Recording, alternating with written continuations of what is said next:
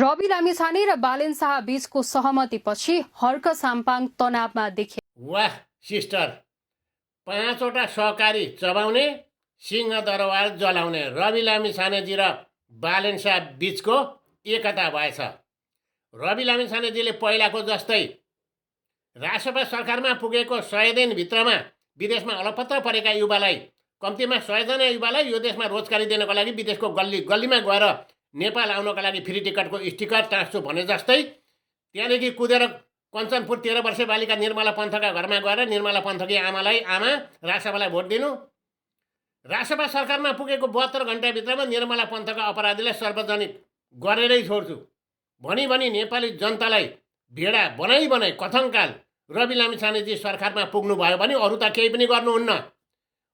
पनि गर्नुहुन्न। ज्यानमारा अपराधी पञ्चासिंह जस्तालाई संरक्षण गर्नुहुन्छ अनि देश लुटेर आफ्ना भयभरका श्रीमतीलाई सुख सुविधा दिनुहुन्छ। त्योभन्दा पछिर अरू केही पनि गर्नुहुन्न।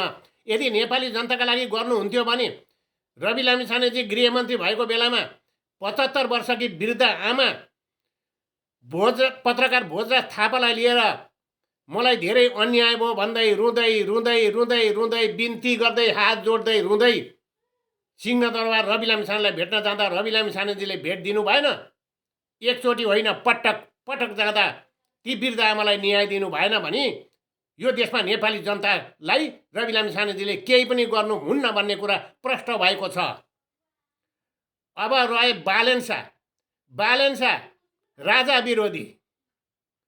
विरोधी भनेको हिन्दू विरोधी भनेको जनता पनि विरोधी। केही पनि गर्नुहुन्न।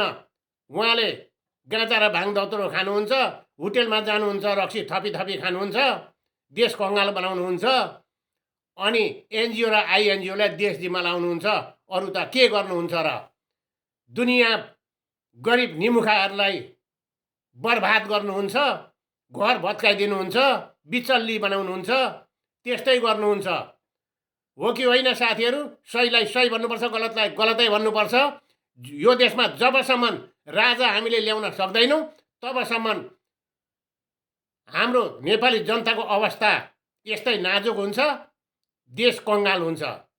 देश एनजिओ र आइएनजिओको हातमा देश जान्छ। होसियार नेपाली जनताहरू, हामी धेरै पछि परिसक्यौँ। यस्तै गफाडीका पछाडि लागेर यस्तैका पछाडि लागेर कस्तो लाग्छ साथीहरू? सहीलाई सही भन्नुपर्छ, गलतलाई गलतै भन्नुपर्छ। हस्त नमस्कार। जय देश, जय नरेश।